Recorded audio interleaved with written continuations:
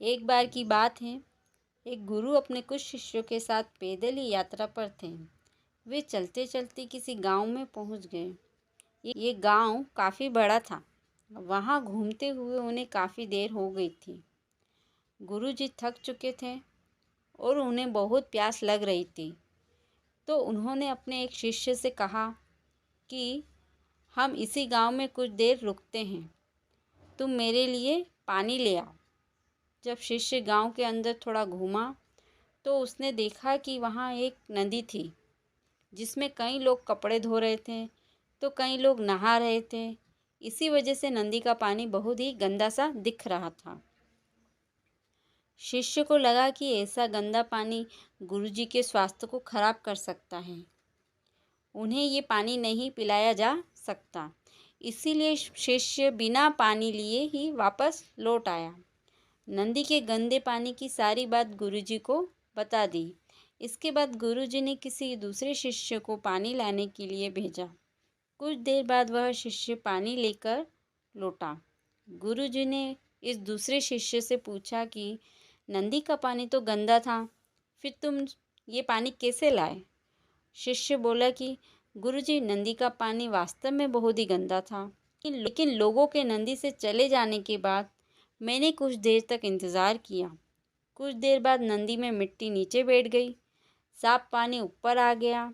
उसके बाद मैं उसी नदी से आपके लिए पानी भरकर ले आया। गुरुजी ये सुनकर बड़े प्रसन्न हुए। बाकी शिष्यों को भी उन्होंने सीख दी कि हमारा जीवन भी इसी नदी के पानी की तरह है।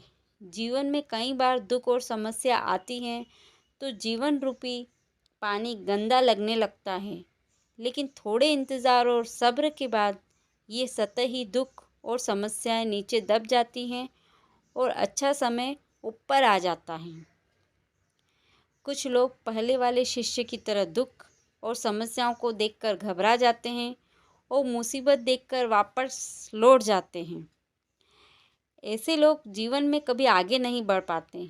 वहीं कुछ और लोग ऐसे होते हैं जो धैर्यशील होते हैं, इंतज़ार करते हैं।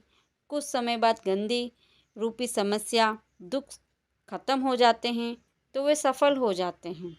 इस कहानी में भी वही बताया गया है कि धैर्य का फल और सब्र का फल मीठा होता है।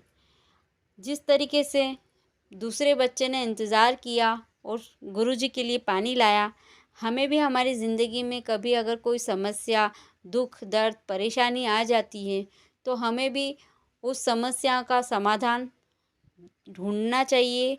और समस्या के समाधान नहीं हो जाता तब तक हमें थोड़ा धैर्य रखना चाहिए, क्योंकि दुख ऐसा है जो ज़िंदगी में आता है लेकिन समय के साथ चला भी जाता है। इसी वजह से पानी जिस तरीके से गंदा था नीचे बैठ गया और साफ़ हो गया, उसी तरीके से जीवन में भी सुख दुख हैं वो चलते रहते हैं। तो हमें इस कहानी से यही शिक्षा मिलती है कि हमें ज़िंदगी में धैर्य रखना चाहिए और हिम्मत रखनी चाहिए कोई भी काम करने के लिए, और अपने कर्तव्य पालन को पूर्ण रूप से करना चाहिए। जिस तरीके से इसने गुरुजी के लिए शिष्य ने धैर्य रखा और उनकी प्यास बुझाई, उसी तरीके से हमें भी अगर किसी की मदद करनी हो तो उसको पूर्ण निष्ठा से मदद करनी चाहिए।